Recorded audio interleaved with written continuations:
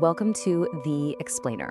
Today, we are digging into a story about secrets, consequences, and a pretty surprising link between a blockbuster movie and, well, one of the riskiest things a person can ever decide to do. So let's start with a classic adventure, right? The 1999 film, The Mummy. It's all about the pure thrill of digging up the past. And this one line from the book version, it just nails it. It's not just about the treasure. It's about uncovering these huge, profound secrets, the secrets of life and death. And a movie? It completely delivers. You've got all the perfect ingredients for an amazing quest. A dashing hero, a brilliant scholar, a lost city, some ancient evil, and of course, you gotta have man-eating beetles. In this world, revealing secrets is this romantic, exciting adventure that gets you treasure, true love, and you get to save the world. It's just fantastic fun. Okay, but that brings us to a really important question. What happens when the secrets aren't buried in ancient tombs guarded by curses? What if they're locked away on corporate servers or in government filing cabinets, guarded by things like non-disclosure agreements and the very real threat of retaliation?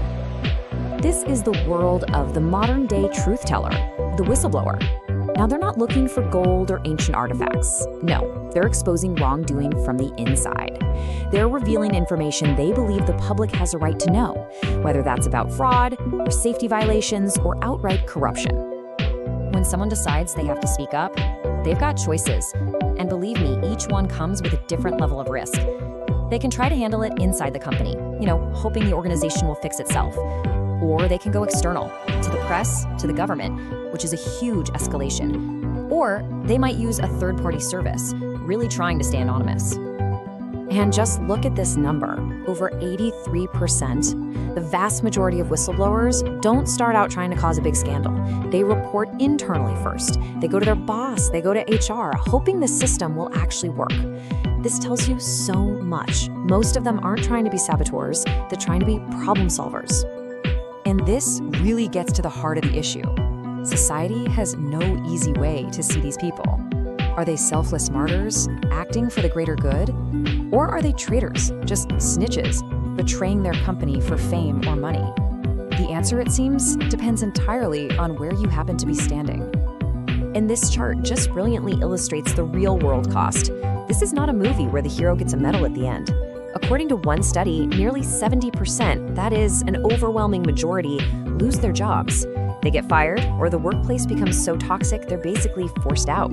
That career they spent years building, poof, gone. The professional cost is absolutely devastating, but the personal toll, that might be even worse. The symptoms that are described here, this isn't just stress. This list mirrors the clinical definition of post-traumatic stress disorder. The simple act of telling the truth can leave a deep, lasting psychological scar. Now, this is so important because while the word whistleblowing sounds like this big, dramatic, rare event, the general act of disclosure, of revealing hidden information, is actually all around us. It's woven into the fabric of our world, and we navigate it all the time, often without even realizing it. For instance, some disclosures are actually encouraged. You see here, the Department of Health and Human Services has an official approved way for people to report security flows. It's kind of like a controlled release of information, a way for the system to find its own weaknesses without blowing up. Then you've got the other side of the coin. Every single time you click agree on a website, you are accepting a disclosure. Information is being revealed to you, and let's be honest, about you. And it's all buried deep inside those terms of service. It's just a routine part of our digital lives now. Disclosure can also be a mission. You have organizations like the Discovery Institute that are built entirely around the idea of revealing what they see as a kind of hidden truth, in this case, challenging mainstream scientific ideas. For them, disclosure is an act of persuasion. It's about starting a public debate. And, sometimes the most powerful disclosure is what isn't there. A page not found error. Yeah, it could just be a broken link. Or it could be a sign that information has been deliberately taken down, scrubbed from the record. The silence, the empty space, that becomes the story. So given all these complexities and huge risks involved, societies have been wrestling with how to protect truth tellers for centuries. This is not a new problem at all. In fact, the very first whistleblower protection law in the United States goes all the way back to 1777. But what's really fascinating is how differently these protections work today. It's a total global patchwork. You've got the EU setting this really high, broad standard, while the US has a bunch of specific, targeted laws for different situations. And then you have places like Iran where the risk is completely flipped.